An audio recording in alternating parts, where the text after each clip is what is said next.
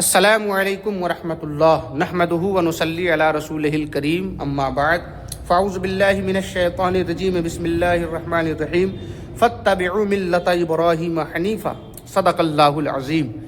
آج 2 شعبان المعظم 1447 ہجری ہے۔ آج ہی عرس سرکار سیدنا امام اعظم ابو حنیفہ رضی اللہ تعالی عنہ پوری دنیا میں بڑی آن بان شان کے ساتھ منایا جا رہا ہے۔ آپ حضرات سرکار سیدنا امام اعظم کی مختصر سیرت سماعت کریں گے۔ آپ کا اسم گرامی نعمان ہے اور کنیت ابو حنیفہ ہے۔ آپ کے والد ماجد کا اسم گرامی ثابت ہے۔ آپ کے پوتے حضرت اسماعیل بن حماد فرماتے ہیں کہ ہم لوگ فارسیون نسل ہیں اور خدا کی قسم ہم کبھی کسی کی غلامی میں نہیں رہے۔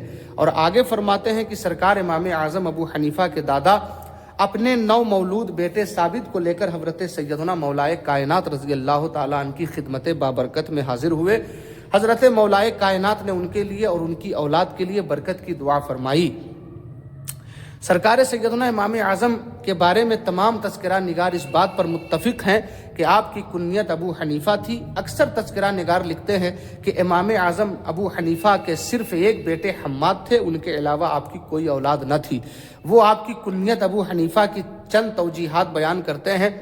پہلی وجہ حنیفہ حنیف کی تانیث ہے، جس کے معنی ہے عبادت کرنے والا اور دین کی طرف راغب ہونے والا۔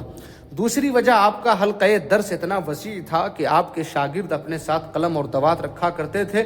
چونکہ اہل عراق دوات کو حنیفہ کہتے ہیں، اس لیے آپ کو ابو حنیفہ کہا گیا، یعنی دوات والے۔ تیسری وجہ آپ کی کنیت وضعی معنی کے اعتبار سے یعنی ابو الملت الحنیفہ، قرآن پاک میں اللہ تبارک و تعالی نے ارشاد فرمایا فاتبعوا ملۃ ابراہیم حنیفہ۔ سرکار امام اعظم ابو حنیفہ نے اسی نسبت سے اپنی کنیت ابو حنیفہ اختیار کی۔ اس کا مفہوم ہے باطل ادیان کو چھوڑ کر دین حق اختیار کرنے والا۔ حضرت شیخ عبدالحق محدث دہلوی فرماتے ہیں کہ بعض علماء نے بیان کیا ہے کہ سرکار امام اعظم ابو حنیفہ کا ذکر توریت میں آیا ہے۔ حضرت کعب بن احبار رضی اللہ عنہ سے مروی ہے کہ اللہ تبارک و تعالی نے جو توریت حضرت موسیٰ علیہ السلام پر نازل فرمائی، اس میں ہمیں یہ بات ملتی ہے کہ اللہ تبارک و تعالی نے فرمایا حضرت محمد صلی اللہ علیہ وسلم کی امت میں ایک نور ہوگا جس کی کنیت ابو حنیفہ ہوگی۔ امام اعظم کا لقب سراج الامہ سے اس کی تائید ہوتی ہے۔ علامہ موفق بن احمد مکی رحمہ اللہ روایت کرتے ہیں کہ حضرت ابو ہریرہ رضی اللہ تعالیٰ عنہ سے مروی ہے کہ رسول کریم صلی اللہ تعالیٰ علیہ وسلم نے فرمایا میری امت میں ایک مرد پیدا ہوگا جس کا نام ابو حنیفہ ہوگا، وہ قیامت میں میری امت کا چراغ ہے۔ حضرت امام اعظم کی ولادت باسعادت 80 ہجری ہے، اس بات پر تمام مورخین کا اتفاق ہے۔ علامہ ذہبی رضی اللہ عنہ سے منقول ہے کہ صحیح روایت کے مطابق امام اعظم نے بچپن میں حضرت انس ابن مالک رضی اللہ تعالیٰ عنہ کا دیدار کیا تھا۔ خود سرکار امام اعظم فرماتے ہیں کہ میں نے کئی مرتبہ حضرت انس ابن مالک کی زیارت کی ہے، وہ سرخ رنگ کا خضاب لگاتے تھے۔ اکثر محدثین کا اتفاق ہے کہ سرکار امام اعظم تابعی ہیں۔ تابعی وہی ہے جس نے کسی صحابی کو ایمان کی حالت میں دیکھا یا صحبت پائی اور ایمان ہی کی حالت میں وصال ہوا۔ سرکار امام اعظم ابو حنیفہ کی یہ بہت بڑی خصوصیت ہے کہ آپ نے اپنی عمر پاک میں 55 حج کیے۔ حضرت امام شعبی رضی اللہ عنہ سے امام اعظم کی ملاقات ہوئی۔ امام شعبی نے فرمایا بیٹا کیا کام کرتے ہو؟ امام اعظم عرض کرتے ہیں کہ میں بازار میں کاروبار کرتا ہوں۔ امام شعبی نے فرمایا تم علماء کی مجلس میں بیٹھا کرو، اس لیے کہ تمہاری پیشانی پر علم و فضل اور دانش مندی کے آثار نظر آ رہے ہیں۔ امام شعبی کی نصیحت سے متاثر ہو کر امام اعظم علم حاصل کرنے کی طرف متوجہ ہو گئے۔ سرکار سیدنا امام اعظم کے اساتذہ بہت ہیں۔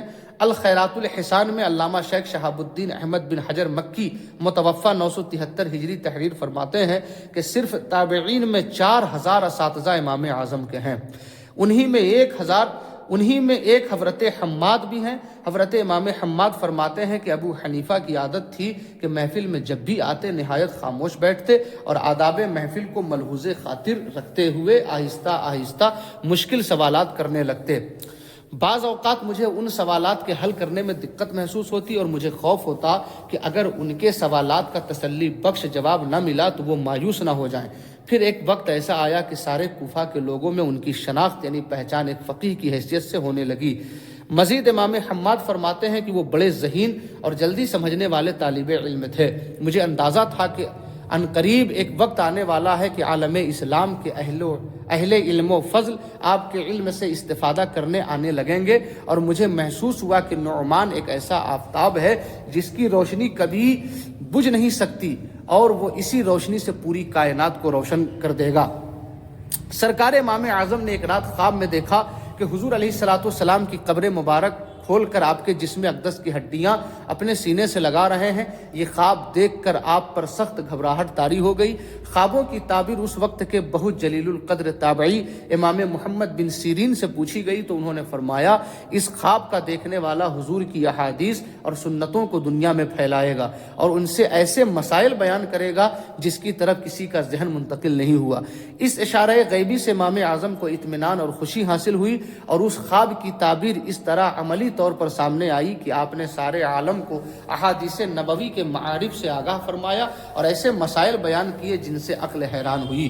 سرکار امام اعظم ابو حنیفہ نے ایک امیر خاندان کے گھر میں آنکھ کھولی۔ آپ کے آباء و اجداد کا پیشہ تجارت تھا۔ آپ کے اوصاف کے متعلق مورخین لکھتے ہیں کہ میانہ قد، خوبصورت، خوش گفتار اور شیریں لہجے کے مالک تھے۔ حضرت ابو نعیم رحمہ اللہ کہتے ہیں کہ امام اعظم کا چہرہ مبارک خوبصورت اور کپڑے اچھے، خوشبو اچھی اور مجلس اچھی ہوتی۔ آپ بہت کرم کرنے والے اور رفیقوں کے بڑے غمخوار تھے۔ اللہ تبارک و تعالی نے آپ کو بہت ساری خوبیوں سے نوازا تھا۔ آپ نے تابعین کے فرمانے میں اجتہاد و فتویٰ دینا آپ نے تابعین کے زمانے میں اجتہاد و فتویٰ دینا شروع کیا، بلکہ جب امام اعمش جیسے محدث حج کو جانے لگے، باوجود جلالت شان آپ کے پاس کہلا بھیجا کہ میرے لیے مناسک حج تحریر فرما دیں، اور مزید امام اعمش فرمایا کرتے کہ مناسک حج امام اعظم ابو حنیفہ سے حاصل کرو، کیونکہ میرے علم میں فرض و نفل کا ان سے زیادہ جاننے والا کوئی بھی نہیں ہے۔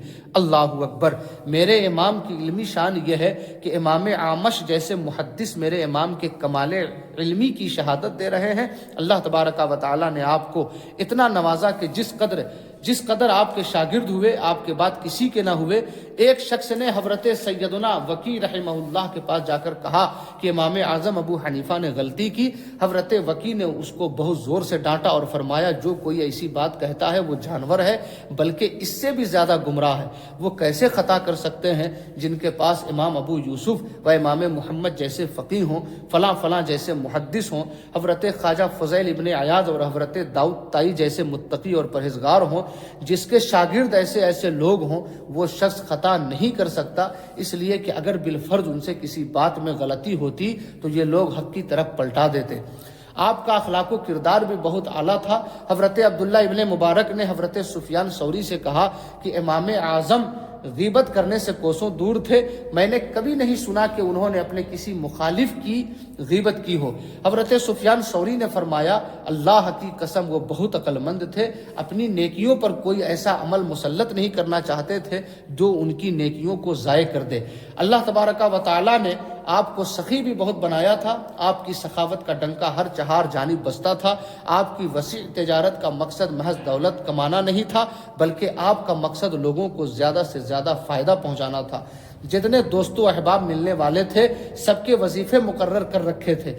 شیوخ اور محدثین کے لیے تجارت کا ایک حصہ مخصوص کر دیا تھا کہ اس سے جو نفع ہوتا تھا سال کا سال ان لوگوں کو پہنچا دیا جاتا تھا۔ آپ کا معمول تھا کہ گھر والوں کے لیے کوئی چیز خریدتے تو اسی قدر محدثین اور علماء کے پاس بھجواتے۔ شاگردوں میں جس کو تنگ دست دیکھتے اس کی گھریلو ضرورت کی کفالت کرتے تاکہ وہ اطمینان سے علم کی تکمیل کر سکے۔ بہت سے لوگ جو مفلسی کی وجہ سے علم حاصل نہیں کر سکتے تھے، آپ ہی کی دستگیری کی بدولت بڑے بڑے رتبوں پر پہنچے۔ ان میں امام ابو یوسف کا نام بہت نمایاں ہے۔ اسی کے پس منظر میں ایک بہت خوبصورت واقعہ یاد آ رہا ہے کہ حضرت شفیق بلخی رضی اللہ تعالیٰ عنہ فرماتے ہیں کہ ایک روز میں امام اعظم کے ساتھ راستہ میں جا رہا تھا کہ ایک شخص آتا دکھائی دیا جو آپ کا مقروض تھا۔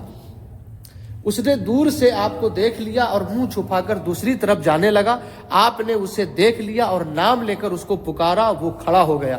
آپ نے فرمایا، تم کیوں اپنی راہ سے بے راہ ہو کر چل رہے تھے؟ اس نے کہا کہ آپ کا مجھ پر 10,000 درہم قرض ہے، اس شرمندگی کی وجہ سے آپ کا سامنا نہیں کرنا چاہتا تھا۔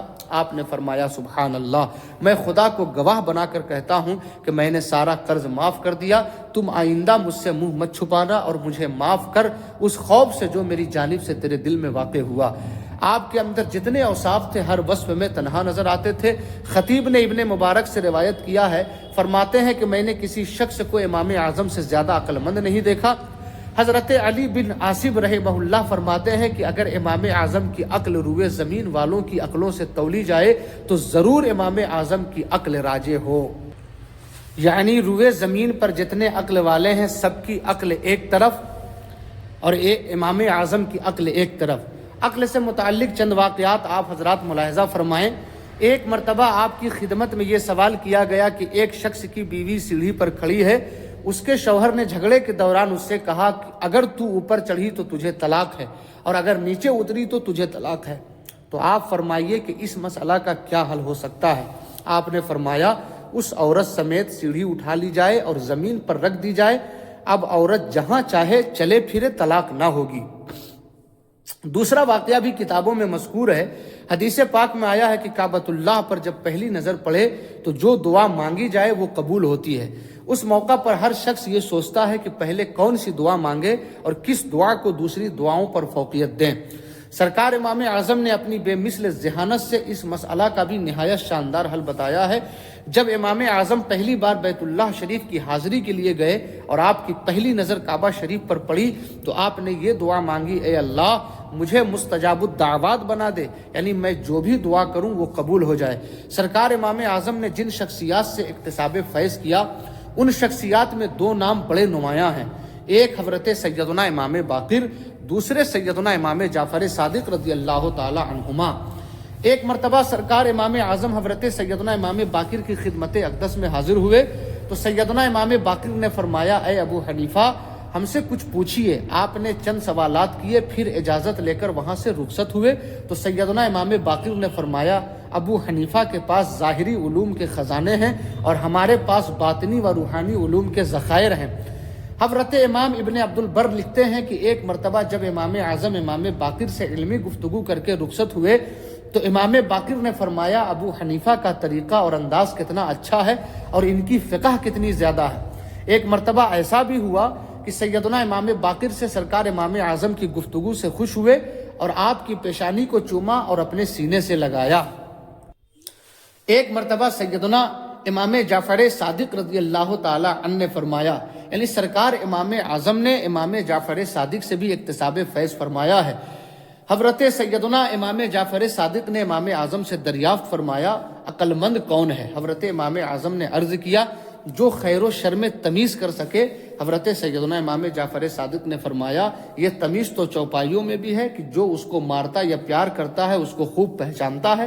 امام اعظم نے عرض کیا کہ پھر حضرت آپ ارشاد فرمائیں کہ آپ کے نزدیک عاقل کون ہے؟ سیدنا امام جعفر صادق نے فرمایا، جو دو خیروں اور دو شروں میں تمیز کرے تاکہ دو خیروں میں سے بہترین کو اختیار کرے اور دو شروں میں سے بدترین شر کو دور کرے۔ ایک واقعہ یہ بھی آتا ہے کہ سیدنا امام جعفر صادق نے امام اعظم سے فرمایا، مجھ کو یہ بات معلوم ہوئی ہے کہ تم دین میں قیاس کرتے ہو اور سب سے پہلے جس نے قیاس کیا وہ ابلیس تھا۔ حضرت امام اعظم نے عرض کیا، انما اقیسو فیما لا اجد فیہ نصا، یعنی میں اس میں کرتا ہوں جس میں کوئی نص نہیں پاتا۔ ایک قول امام اعظم کا یہ بھی ہے، لولا السنتان لہلک النعمان، اگر سیدنا امام جعفر صادق کی 2 سال صحبت نہ ملتی تو نعمان ہلاک ہو جاتا۔ ایک مرتبہ سیدنا امام جعفر صادق نے فرمایا، اے ابو حنیفہ میں دیکھ رہا ہوں کہ تم میرے نانا جان رسول کریم صلی اللہ علیہ وسلم کی سنتیں زندہ کرو گے، تمہاری رہنمائی سے لوگوں کو صحیح راستہ ملے گا اور تمہیں اللہ تبارک و تعالیٰ کی طرف سے یہ توفیق حاصل ہوگی کہ زمانے بھر کے علماء ربانی تمہاری وجہ سے صحیح مسلک اختیار کریں گے۔ حضرت امام اعظم سے متعلق دیگر ائمہ کے اقوال ہیں، وقال له ابن شبرمۃ عجزت النساء ان یلدنا مثلک ما علیک فی العلم کلفہ۔ حضرت ابن شبرمہ نے فرمایا، اے ابو حنیفہ عورتیں تم جیسے شخص کو پیدا کرنے سے عاجز ہو گئیں، آپ کے علم میں کسی قسم کا تکلف نہیں۔ وقال الشافعی رضی اللہ تعالی عنہ ما قامت النساء عن رجل عاقل من ابی حنیفہ. حضرت امام شافعی رضی اللہ تعالیٰ نے فرمایا کسی بھی عورت نے ابو حنیفہ جیسا عقل مند کوئی اور نہ جنا. سرکار امام اعظم کی عبادت و ریاضت کے متعلق علامہ ابن حجر شافعی لکھتے ہیں کہ حضرت امام ذہبی نے فرمایا رات کو نماز تہجد کے لیے کھڑا ہونا اور عبادت کرنا حضرت امام اعظم سے بتواتر ثابت ہے. حضرت امام اعظم 30 سال تک ایک رکعت میں مکمل قرآن پڑھتے رہے. آپ نے 40 سال تک عشاء کے وضو سے فجر کی نماز پڑھی. رات بھر آپ قرآن پاک پڑھا کرتے. آپ رات کو خوف الہی سے اتنا روتے کہ آپ کے ہمسائے آپ پر رحم کرتے. اور جس جگہ آپ نے وفات پائی 7000 مرتبہ قرآن پاک ختم فرمایا تھا. حضرت امام ابو یوسف نے فرمایا کہ امام اعظم ہر رات دن میں ایک ختم قرآن کرتے اور رمضان شریف سے یوم عید تک 62 ختم قرآن پاک ختم فرماتے. ایک مرتبہ سیدنا امام اعظم کعبہ کے اندر چلے گئے اور وہاں آپ نے 2 رکعت میں پورا قرآن اس طرح تلاوت کیا کہ پہلی رکعت میں دائیں پاؤں پر زور رکھا اور بائیں پاؤں پر دباؤ نہیں دیا. اس حال میں 15 پارہ پڑھا. پھر دوسری رکعت میں بائیں پاؤں پر زور رکھا اگرچہ دوسرا پاؤں بھی زمین پر تھا مگر اس پر وزن نہیں دیا. اس طرح آپ بقیہ 15 پارہ آپ نے پڑھا یعنی 2 رکعت میں پورا قرآن پڑھ لیا. نماز کے بعد روتے ہوئے بارگاہ الہی میں عرض کی اے میرے رب میں نے تجھے پہچانا ہے جیسا کہ پہچاننے کا حق ہے لیکن میں تیری ایسی عبادت نہ کر سکا جیسا کہ عبادت کا حق تھا. مولا تو میری خدمت کی کمی کو معرفت کے کمال کی وجہ سے بخش دے. تو غیب سے آواز آئی اے ابو حنیفہ تم نے ہماری معرفت حاصل کی اور خدمت میں خلوص کا مظاہرہ کیا اس لیے ہم نے تمہیں بخش دیا اور قیامت تک تمہارے مذہب پر چلنے والوں کو بھی بخش دیا. سبحان اللہ. حضرت امام اعظم کے شاگردوں کی تعداد بھی بہت زیادہ ہے. جن لوگوں نے آپ سے تعلیم حاصل کی اور اکتساب فیض کیا وہ بھی اپنے ہم عصروں میں ممتاز ہوئے. ائمہ اولیاء صوفیہ اور مجتہدین میں ان کا شمار ہوا. چند تلامذہ کے اسماء گرامی سماعت کر لیں. حضرت سیدنا عبد الواحد بن زید رضی اللہ تعالی عنہ متوفی 177 ہجری. امام طریقت حضرت سیدنا خواجہ فضیل ابن عیاض رضی اللہ تعالی عنہ متوفی 187 ہجری. عارف ربانی حضرت سیدنا ابراہیم ابن ادہم رضی اللہ تعالی عنہ متوفی 161 ہجری. مقتدائے اہل طریقت حضرت سیدنا معروف کرخی رضی اللہ تعالی عنہ متوفی 200 ہجری. حضرت سیدنا امام داؤد طائی رضی اللہ تعالی عنہ متوفی 165 ہجری. حضرت سیدنا امام ابو یوسف رضی اللہ تعالی عنہ متوفی 182 ہجری. حضرت سیدنا امام ظفر رضی اللہ تعالی عنہ متوفی 157 ہجری. حضرت سیدنا امام محمد رضی اللہ تعالی عنہ متوفی 189 ہجری.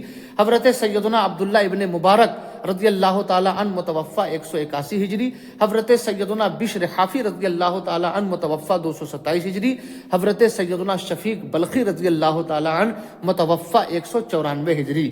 سرکار امام اعظم کی سیرت پر بے شمار واقعات موجود ہیں. اگر زیادہ تفصیل دیکھنی ہو تو اس ناچیز کی کتاب الکلام الافخم فی شان الامام الاعظم کا مطالعہ کریں. آخر کار خلیفہ منصور نے آپ کو چیف جسٹس کا عہدہ کے لیے بغداد بلایا اور یہ لالچ دیا کہ دنیائی اسلام کے تمام قاضی آپ کے ماتحت ہوں گے مگر آپ نے اس سے انکار فرمایا. جب آپ نے انکار فرمایا تو اس نے آپ کو قید کر دیا. چنانچہ اس نے حکم دیا کہ آپ کو روزانہ قید سے نکال کر 10 کوڑے لگائے جائیں اور اس کا بازاروں میں اعلان کیا جائے. آپ کو دردناک طریقے سے مارا گیا یہاں تک کہ خون بہہ کر آپ کی اینڑیوں پر گرنے لگا. اس طرح 10 دنوں تک آپ کو روزانہ 10 کوڑے مارے گئے. پھر خلیفہ نے حکم دیا کہ آپ کے سر پر کوڑے مارے جائیں. اس بدترین ظلم و ستم کے باوجود آپ کے پائے استقلال میں کوئی جنبش نہ آئی تو خلیفہ کے حکم سے آپ کو جیل میں زہر دے دیا گیا. جب آپ کو زہر کا اثر محسوس ہوا تو آپ سر بسجود ہو گئے اور سجدے کی حالت میں 2 شعبان المعظم 150 ہجری میں آپ کی شہادت واقع ہو گئی. قالوا انا للہ و انا الیہ راجعون. حضرت امام ابن حجر مکی فرماتے ہیں کہ سیدنا امام اعظم کہ غسل سے فارغ ہونے تک بغداد میں اس قدر لوگ ہو گئے کہ جن کا شمار اللہ ہی جانتا ہے. 6 بار آپ کی نماز جنازہ پڑھی گئی اور آخری مرتبہ آپ کے صاحبزادے حضرت امام حماد نے نماز جنازہ پڑھائی اور تقریباً 20 دنوں تک آپ کی قبر انور پر نماز ہوتی رہی. آپ کا مزار پرانوار بغداد معلیٰ میں مرجعگاہ خلائق عام و خاص ہے. اللہ تبارک و تعالی آپ کی تربت پاک پر خوب انوار و تجلیات کی بارش برسائے کہ محمد سے وفا تو نے تو ہم تیرے ہیں. یہ جہاں چیز ہے کیا لوح و قلم تیرے ہیں.